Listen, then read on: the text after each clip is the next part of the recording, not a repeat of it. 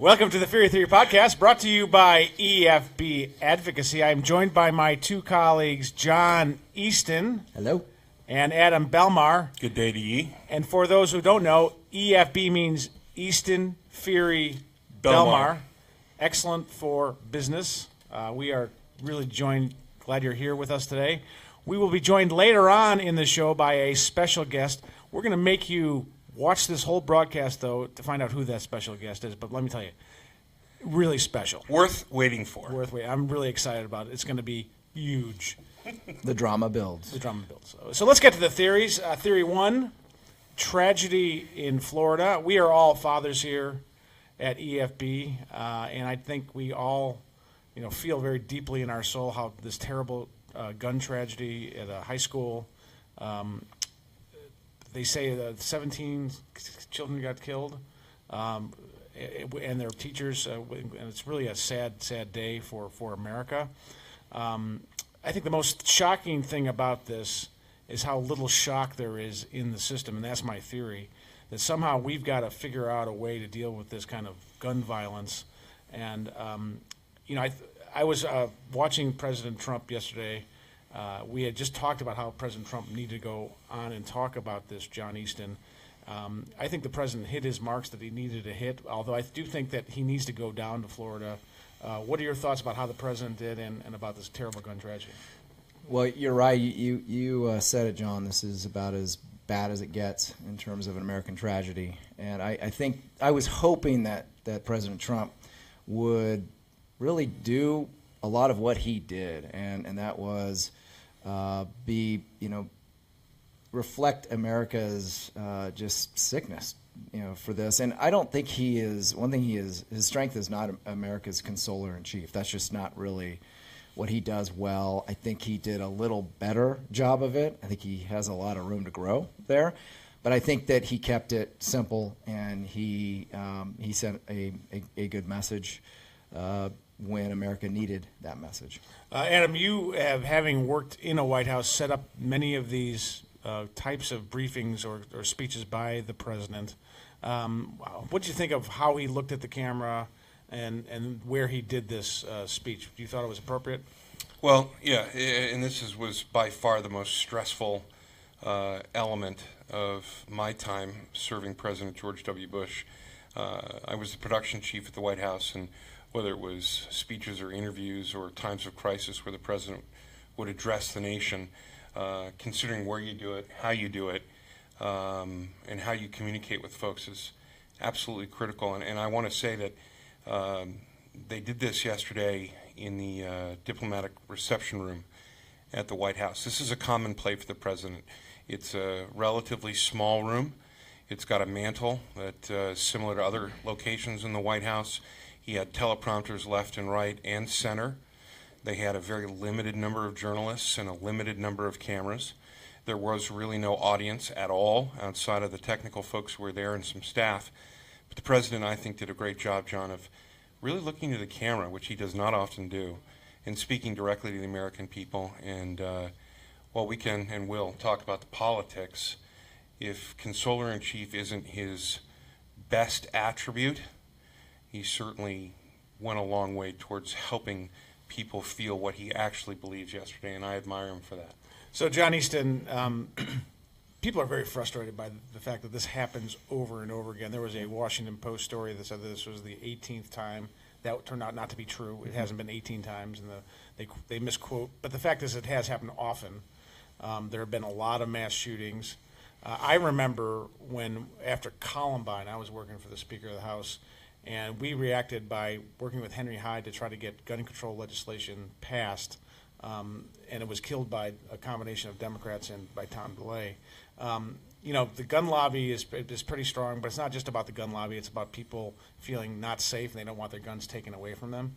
That being said, how does some guy who's 18, 19 years old have full possession of a semi-automatic rifle and is able to, and has, able to put on Facebook or Twitter or Instagram that he wants to kill people and still continue to have control of these weapons? I think we've got to do something about taking weapons away from people who are mentally ill. Do you think that's possible?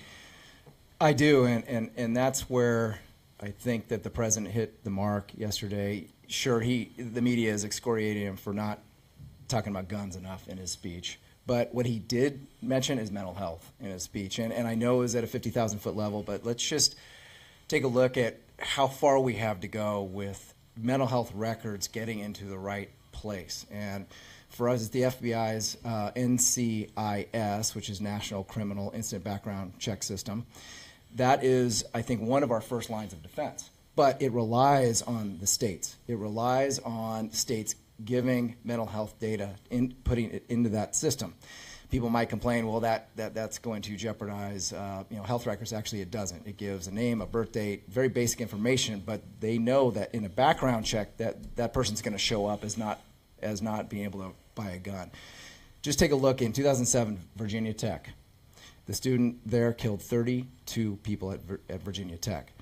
What happened was, as they learned later, was that he went to two licensed dealers, separate licensed dealers to buy his guns, had two background checks, passed them both. Now, back then, Virginia law said, well, it provides some of mental health data, but not all. And this gunman was able to slip through the cracks. So what we're looking at here is you have 50 states. I'm not saying every single state has a different system, but it is a patchwork.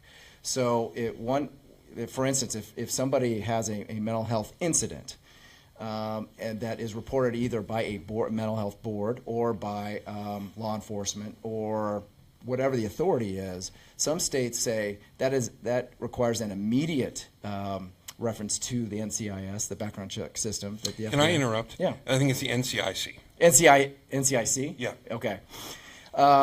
To do that, or some are 48 hours. Others are 25 days. Others are 30 days before the FBI gets that information. So what we need to do is get aggressive at the state level as well to say we need to report this information as quickly as possible and as broadly as possible. And also down at the local level between superintendents, law enforcement, teachers, psychologists, they need to better communicate as well. To your point, John, I mean, I think that the mental health piece of this is enormous. Obviously, the gun piece is as well. But this is an enormous undertaking. We can do it, but it's going to take a far greater effort than we've seen yet. So, all excellent points, John. Adam, one of the most fascinating things about this is that this kid was on Instagram saying, I'm going to shoot up a school, basically. And it was reported to the FBI. And the FBI tried to investigate. They couldn't figure out who Nicholas Cruz was. Probably because they were in Mississippi and Nicholas Cruz was in Parkland, Florida. There is a role here for social media monitoring. And, kids say a lot of crazy things on social media. But some of these things need to be investigated, especially a kid who has a gun, showing a gun, saying, I'm going to shoot people. Do you think that there should be resources poured into the FBI so they can follow up some of these kind of, because I think like, a lot of these kids seem to want to tell people that they're going to be doing this. This is a very serious topic, and I usually like to have fun and joke around on the podcast, but I just want to say that I believe that we don't know at all what the FBI did or didn't do, and that it's wrong to condemn on first reports. Were they alerted? It would appear that they were. What they did and what effect it had or lack of effect, that's going to take time to find out. And I like the discussion, I like where it's going, but I feel it's really important to point out that across this country, people are hurting, they're shocked, and there's a knee-jerk reaction, as there was after the hurricane in Puerto Rico, to point the finger at the president or to point the finger at Washington and say, you're the problem. There are things that we can and need to do, and we need to talk more about the politics right here, right now. But I think that it's wrong to try and vilify the FBI without knowing, and I think it's wrong to say that the panacea here is some sort of federal response. I'm not trying to pin this on the FBI. What I am trying to say is clearly there is a role, because someone locally reported the FBI, and the FBI did do investigations. But as the FBI points out, they only have a certain amount of resources, and they get thousands and thousands of tips every day, and they're chasing a bunch of stuff like terrorists and other things. But I wonder if there should be more resources poured into coordinating at the federal level, to what John's saying, so that people know how to respond to this. Because the other thing about this kid is everybody in the school knew he was going to do something like this. Well, that's true, and that's the common sense element of this. And this is why I honestly believe that these are issues that have to be addressed at every level. But if you have an incident like this, a horrible, tragic crime, you have to start to think about what we're doing in our state first. What resources are we putting into securing the schools? Can we do more? How important is it to have a system whereby we can get intervention at the state level? If we're waiting for the FBI to come and stop the kid that everybody in our town knows is going to do a school shooting, we're ceding a lot of responsibility for helping ourselves and our loved ones stay safe. I think the FBI is only as good as the local inputs are going to allow them to be, right? So like in 2007, President Bush actually improved the NICS with grants for local jurisdictions to help get some of that data into their system, and it has really helped. But I think this is where I got really excited about what John was saying. I believe that's probably the most effective place that we can have some federal help in letting states do what they need to do, but making sure that we're information sharing, that we get it to be actionable. There are a lot of things that the feds can do to be connective tissue. But a quick reaction, a knee-jerk reaction to say we're going to ram through gun control in turning to Congress to move quickly on something is absurd. Well, yeah, and I do think that we need to resist the temptation to blame Congress for this, because I don't think it's Congress's fault. Thank you for saying that. But I also think that from a political perspective, it's important for Congress to do something to react to it, and not just do nothing. But I say this every time, and I don't think it's necessarily more gun control, but I do think, putting an AR-13 or AR-15 in the hands of a 19-year-old kid who's rootless, doesn't have a home, and is got some severe mental problems is kind of stupid. Well, and this whole, speaking of Congress and what can and can't be done in Congress, it is so fraught with peril, just attempting to deal with either side of this. I don't mean to put it in sides, but the biggest, I guess, the most talked about places to go, which is mental health and gun control. If I watched in after Sandy Hook, some momentum behind mental health legislation got real, but it got bogged down because anything that could have hit the floor on mental health to improve our mental health system, gun control an amendment on gun control would have been offered. Now, I completely understand. I'm not even questioning the motives of those who wanted to amend legislation with gun control, but right then and there that's probably not going to fly. And then it flipped on its head. If gun control amendments down there, mental is coming in. So the two are actually crashing almost every time into each other. All right, theory 2, immigration cul-de-sac. So, John Easton, here we are again. The president's legislation to fix the broken immigration system, the 4 pillars, crashes and burns, only gets 39 votes. The Democrats offer an amendment with a lot of moderate Republicans, including Susan Collins, Mike Rounds, and Jeff Flake and Lindsey Graham. It gets 54 votes, well short of 60. And there's a couple other amendments thrown out there. Nothing gets close to 60. Is there any chance that immigration reform, which includes a DACA fix, gets done? Does the House even bother now that the Senate can't pass anything, or is this thing are we gonna kick the dreamers out? Right. Here we go again. I think that the fundamental question is, did the leaders on both sides of this really want to get over the finish line? I really don't know the question of that. And I think the other question asked too is, and it hasn't been talked about very often in the last week, is what about the House of Representatives? What could have passed the House of Representatives? Everybody was kind of focused on this bipartisan deal with Rounds and Collins, which I thought was a pretty darn good piece of legislation. And had it passed, it would have just had, everybody would have been cheerleading. It would have been, the media would have just praised it up one side, down the other.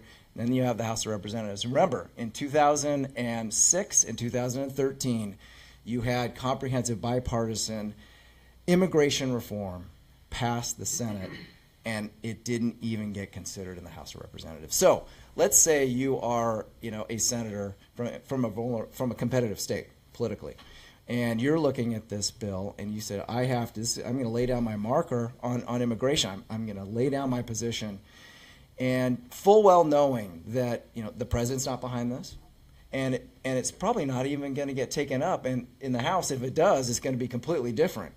So if you're somebody like, those who supported it in 2013, Hatch, Heller, Corker, Rubio, they all voted against this thing. Yeah, I think it's interesting because President Trump has taken a hostage, and the hostage is these dreamers, and he has said basically, I will give you what you want, but I have to get all these other things, and everyone kind of just assumed that there was a deadline because he said this program's going to end in March. Now a federal judge has basically said, we're going to throw this out, and we're going to make sure that these kids have some more time. But President Trump still has these hostages. And the question I have, Adam Belmar, is he willing to shoot the hostages? Is he willing to kill? Is he willing to kick? I knew you were going to go there, John Fury. But I'm not laughing at that. But it's a big question because I think that the dreamers feel that they could be. John, we're all dreamers. Didn't you hear the president? Well, we are all dreamers, and I have lots of dreams. And one of my dreams was that they fix the damn broken immigration system.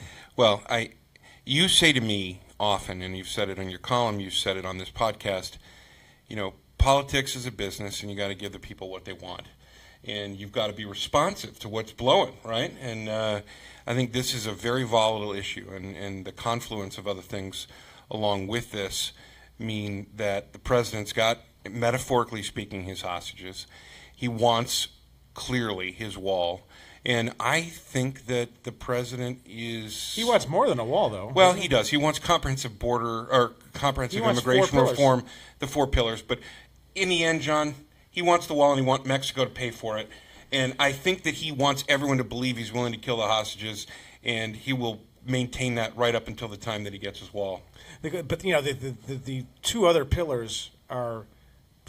really kind of cutting down on legal immigration. I'm for the 4 pillars, don't get me wrong. I'm trying to talk about the politics here. No, and I hear you, and this is a good question, Adam, about the politics. If this does not get solved, is this good for the Republicans or bad for the Republicans? I think that it's possible to be bad for the country, good for Republicans. Is it bad for John Easton, let me ask you, is it good for the Democrats or bad for the Democrats if this doesn't pass? It's bad for the Democrats, and I will say why. I've thought about this a lot. I feel like with President Trump in the White House right now, there is no better chance, probably in the foreseeable future, that this gets done, that immigration reform gets done. It's just the same as if we're trying to tackle entitlement reform. The only way that's going to get done if there's a Democrat in the White House. I think we all know that. The Democrats know that this is their best chance. Here's a guy who's made immigration a priority in his campaign and so far in the White House. So they've got a hard decision to make, which is, look, he's put 1.8 million dreamers on the table on this deal. I think that this bipartisan deal, they funded the wall for 10 years, but part of the problem was, Trump wants it immediately. I think if they had given in on that a little bit and maybe said, okay, we'll give you the money immediately, I'm not so sure the other 2 factor, the visas, right, and the chain migration, the other 2 pillars as you guys were talking about. I'm not so sure that those couldn't have faded away and they could have dealt with that at That another is time. such a pragmatic point of view. I completely agree. I think you're largely right on that. Had they given more money for the wall, but it was a pretty much of a pittance. And keep in mind that, you remember in 2013 with the border surge? I mean, that was like $90 billion. This is almost nothing. Over 10 years, $25 billion.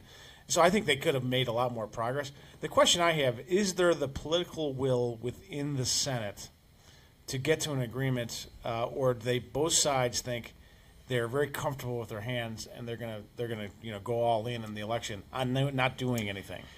I don't know if there is, because as long as the president is going to hold firm on, let's say, these 4 things and not bend at all, I think that they're not going to get 60, because once President Trump gives the green light, then what? That brings you about 6 more senators on the Republican side. Yeah. Again, it's the House of Representatives, and they're following the signals of the White House.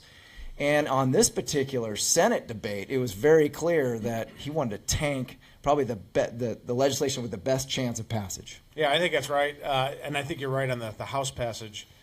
The question I have, now that the Senate has failed, and if they decide to give up, do House Republicans just decide, well, what's the point of even trying? And the big thing about the House Republicans is we had Congressman Denham on the program last week, and he's got a bipartisan legislation. Oh. Bob Goodlatte has a much more conservative piece of legislation. The conservative piece of legislation will get probably about 160, 170 votes.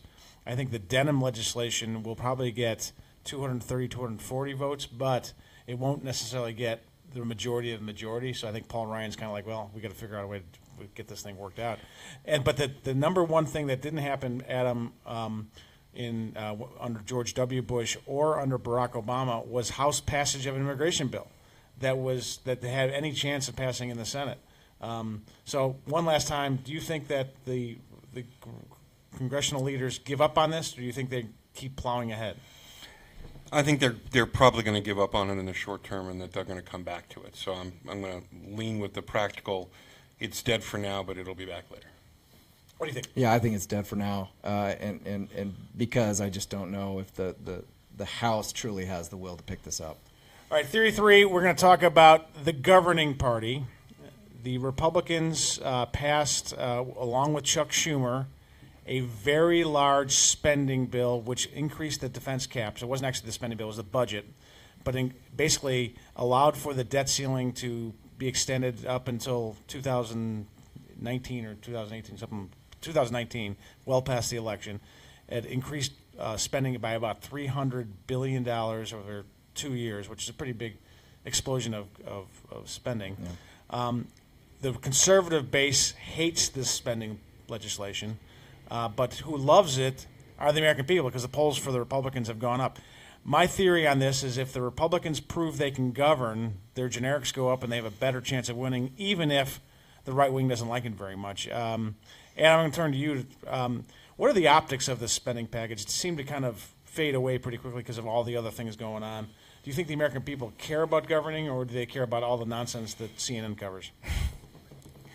I think that the American people are pretty smart, and they understand that the budget, while it's essentially a list of priorities, until funded, is not necessarily the the end-all, be-all. And the optics here are that this is a negotiation. They hired a deal maker. They hired someone to do the art of the deal in Washington, and I think they're willing to continue the base of the Republican Party to let this play out.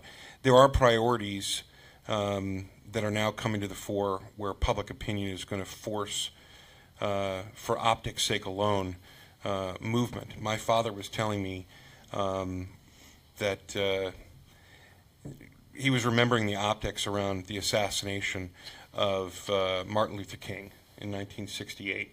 And it's very interesting to sort of think about this for the optics. At that point, when Dr. King was struck down, there was no Secret Service protection for presidential candidates. There was a real recognition with what was going on in the country that gun violence was on the rise, and political activity and violence was coming together. And so they started to move on it. And it got put on a bill, and it just sat in the United States Congress. And you know when they took it up and passed it? 2 days after Bobby Kennedy got killed. We're a country that generally gets moved to final action on the back of a tragedy that needs to be large enough to unite everyone. School shootings are death by 1,000 cuts. They happen all the time. We're inured to them. When you ask me about optics on this, John, I think that everyone's going to have their finger in the wind a little bit and realize something needs to give. You've got to be responsive. And if we're talking about the optics of the budget, it's going to be like everything else. People are going to demand what has to happen. And as long as the Republicans can continue to hear what that is and try and move on it, I think they'll do well. Okay, John, let me break in here. We're talking about the budget. I digress. I don't know where you went there. It was really good, but it wasn't what I was asking. You moved off. Look, John, there are a lot of people in America for whom gun control means using two hands, and we sort of skipped off past theory one. But to me, it's pervasive throughout the show today. Do you want to talk about folks. the budget? Let's discuss it. I'm going to tighten up on you. Do the budget. Let me talk right? about the budget. This is my question. Do people care about deficits anymore? I think that is a really good question. Because I'm going to address that question. All right, please stick to that. And we did the gun control. I think. I think that the media rightfully, right after the spending package, the deal was passed, focused in on how much this was going to blow the deficit, and it is going to blow the deficit. It's a big spending package. But here's the thing. I think for President Trump, I mean, he didn't campaign, to bring down the deficit, bring down the nation's debt. And partially because I think he really does have a good feel for the electorate. And the electorate is not clamoring for deficit reduction.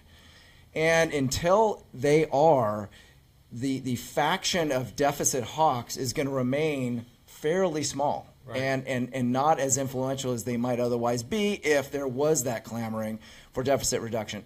So back on the spending package, I'll tell you what, to me, when they got together, it was McConnell and Ryan and the president, Pelosi, Schumer. That's the kind of coming together that the immigration deal would require, and it just didn't have it. So it did show that Washington can work. Yes, it worked by spending a lot of money, which I think a lot of people are okay with, but this is going to help the president, in my opinion, more than anybody else, as it would for any president, cutting this deal. I would say that, it's the president's central insight during the campaign was that Republicans really don't want Social Security touched. And so the Republicans for a long time have been talking about, entitlement spending, but most Republicans don't want middle-class entitlements touched. They don't, for example, want their Medicare. They want the government's hands off their Medicare. And so this spending deal, the Republican Party is not really the anti-spending party unless President Obama is the president spending money on stuff they don't want to spend on. And so that's kind of my theory on that. But I do think that when the president proves he can cut deals, that is actually good for the Republicans and good for him. Yeah, and I think that if he would have cut a deal on immigration, that's something that he could get behind, I actually think he would have benefited politically from it.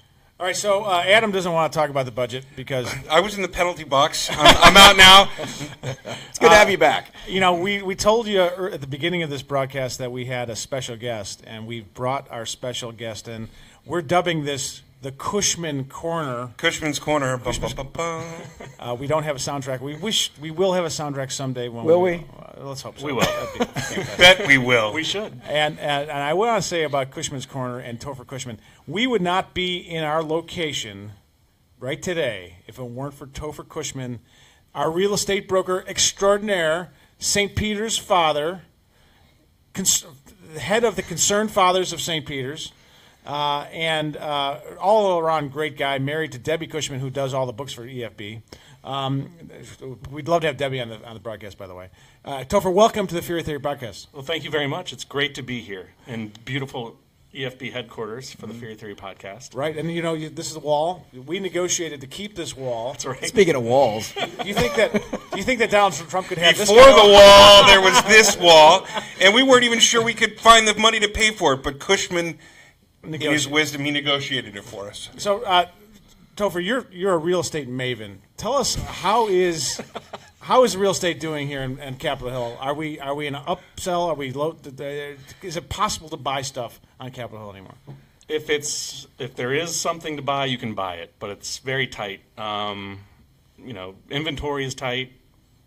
Interest rates are going up. People are getting a little scared, I think, of if they were to sell, where they would move to. If they're moving out of town, it's one thing, but if they're trying to move to a bigger house or stay in the neighborhood, it's tough. So things are tight. We'll have to see. do you see families or singles staying in their homes on Capitol Hill and not moving out? They do, and what they do is, watching the market and not seeing available inventory. Often, construction permits are going up. I think people are trying to build onto what they have to stay where they are. I think that's kind of. All right, Topher, so we're going to get to something we really want to talk about. That's great. What you really want to talk about. You can learn more about Topher's real estate outlook. Which is immigration reform. No, we're not going to talk about that. How about the budget? We're going to talk about, for a couple seconds, we're going to talk a little bit about Villanova basketball. You're a big Villanova basketball fan. What the hell is going on with Wildcats? It's been a rough week for the Wildcats. Villanova has done very well this year, being ranked number 1 for most of it. This past week, losing to St. John's was a tough one. And then to Providence, and I think what started those dominoes falling was some injuries, some key injuries. They lost Pascal. Amari Spellman's got a fracture in his face. I don't know if you noticed he was wearing a face mask against the Providence that looks scary. And then Phil Booth broke his hand. That's what kind of started this streak of injuries to starters. But other guys are stepping up, and you see. What's the way? DiVincenzo, yeah. Dude, what's the big ragu, I wanted to call him. But he just had a 30-point game last week, and a big comeback against Butler. And some of the younger guys, there's a true freshman, Gillespie. This kid's great, out of Delaware, who's really stepping up. So we have a big game coming up against Xavier. And I hope we can get through it, because 3 losses here in a week span is going to be tough for them. But the Big East is tough, and I'm a Marquette fan, as you all know. Marquette is not very good. Their defense sucks. What is going on with your team, the Oregon Ducks? Thank you. For a second there, I didn't know if he was going to make it. Well, first of all, for all you UVA fans out there, I hope there are some. I assume there are some. Congratulations, they're still number 1 now, right? Didn't they make it to number 1? They are in one of the polls. All right, in one of the polls. Hey, there's a coach's. I know it's been a long time. Quickly, the Oregon team that I'm following most closely is actually the women's team. They're ranked 10. They went to the Final Four last year. I met the head coach last year. Just a wonderful guy. So I'm just going to follow them closely. I think the men's team, middle of the Pac-12, but they've got some juice. And for those of you who remember Manute Bull of the Washington Bullets /Wizards, his son, 5-star recruit, committed to Oregon. He's going to be playing there next year. How tall is he? He's 7'2". Wow, all right, that's very exciting. John, can I ask you a question? Always. As an Oregon guy. They have a certain style. They came out with these uniforms, and Oregon really embraced it. What's with their basketball court? Yes. It's really hard to watch on TV. I appreciate that, and I felt the same way until I watched a game at Matthew Knight Arena, which is right there on campus. And when you're there, it's actually pretty cool. All right, I have to say. But the court it's a silhouette of what else but Douglas fir trees. So, last topic before we get to our buy and sell segment. You know how much I dislike the Washington Redskins, but Adam, you are HTTR all the time. As is Topher Cushman. I mean, let's be honest. I'm glad Adam's sitting between us. Thank you. Could we talk a little bit about the Redskins? How are they looking? Do you like the trade? Do you think that? Well, I'm going to just zoom in on me and Topher. Hold on. All right, now everybody's watching the two of us. So we're getting a new quarterback. We are. Alex Smith is coming in to replace Kirk Cousins. I think a lot of people are mixed in their feelings about that, but I'm happy to see a change. Whatever it wasn't 100% working, and I think Smith might actually be an upgrade. Yeah, I guess we'll just have to see how that works out. I know my son was a big Cousins fan. We're going to miss Kirk Cousins here in Washington. So your reticence here is because Jack is going to not want to wear his. You're going to we have to replace his wardrobe. Yeah, it's not cheap. It's not. And the kid. Usually, you're buying new clothes for your kids as they grow. We're buying new jerseys as the Redskins turn over. Do you think we're going to have a new coach? Do you think that that's the next thing in the cards? I really hope not. We need some continuity. We need some sort of an anchor. We need some stability, and it's hard to find in our organization. So I would hope we keep Gruden around for a little while. I don't think it's necessarily his fault. I don't know what happened with these contract negotiations. I don't feel like we know the whole story. I'm sure there's a side to Kirk's story we're not hearing, and I know the Redskins don't talk at all. They're like the old grandpa who doesn't know how to turn on his Twitter machine, and they're like, wait, Dunbar, he's gone and he's learning about on Twitter. What's this Twitter business? And I'm sure that, that kind of bothers them, and these kids are getting away with this, and they have no control over it, and they're not used John, to that. we do love the Washington Redskins, and we're used to not winning, but that doesn't deter our love for the Skins, for the home team. We will root. Do you think that they're ever going to change their name? I'm so glad you asked that question, because I think it's important to ask that question today. Which is more likely? Are we going to change gun control laws, or is Dan Snyder going to change the name of the Redskins? I think both of them. Very unlikely. Well, I think you're right. I was always, against changing the name of the Redskins until I really just started to dislike Daniel Snyder, and I thought, well, maybe if it hurts him, then I might be for it. But I think I'm with you. I'll just leave it alone. And what does Cushman think? Cushman's corner. Go. The Redskins should not change their name. John and others who are not fans of the Redskins, they'll use the name as one of their arrows to shoot at us, but so to speak. Nope. Whoa! Hey, Cushman!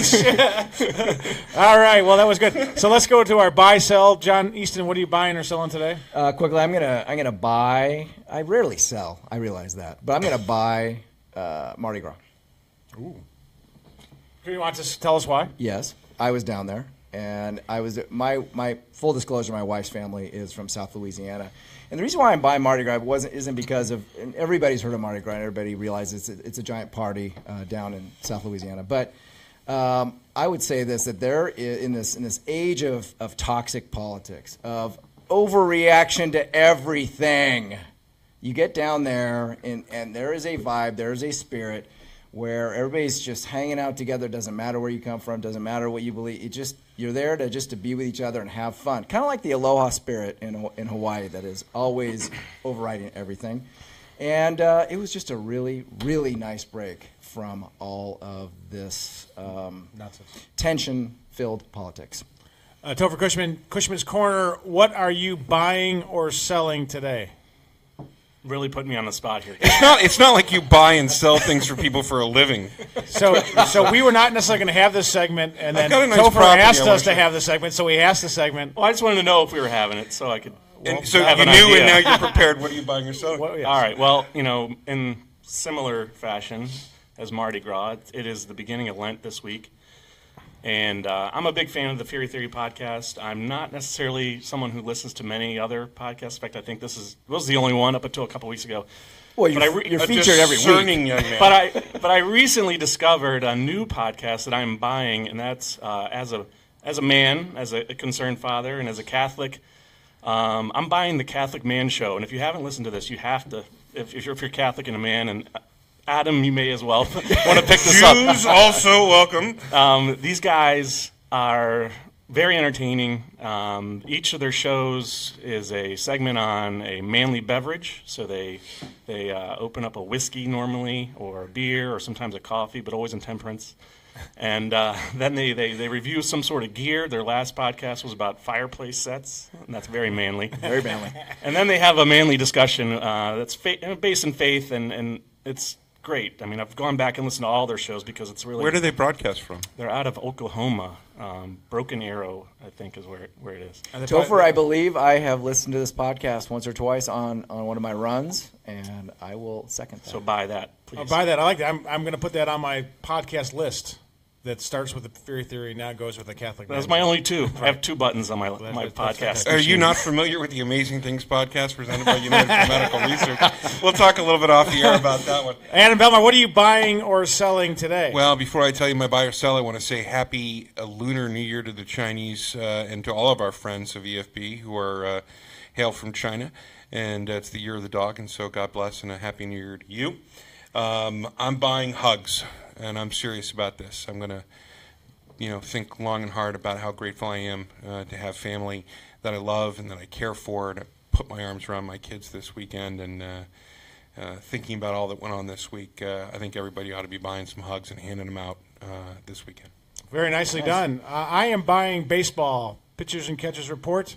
I'm excited about the Nationals, but I'm really excited about Little League Baseball. I'm going to be managing again, and my son is going to be doing travel baseball, which I'm really, really excited about.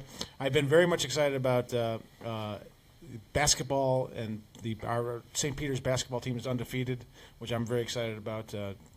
If you come to EFB, we just got a new printer, and you'll find in color or in black and white all kinds of rosters and lineups that John Fury is going to be working on and printing out in the weeks to come. Very, very excited about it. But baseball is here. Spring is here. I think the Nationals are going to do great. And this is one of the most important American rituals there is. I love baseball. Play ball. Nice. Right. So I want to thank Topher Cushman for being our special guest, cameo guest. Topher, you did an excellent job. Cushman's Corner, ladies and gentlemen. Thanks again for having me. You were excellent for broadcasting. You're also excellent for real estate. So if you need real estate on Capitol Hill, this is the man to talk to. And thank you to John Easton and Adam Belmar. And thank you for listening to the EFB podcast, Fury Theory podcast brought to you by EFB. EFB means Excellent for business. Okay. Yeah, baby. yeah, baby.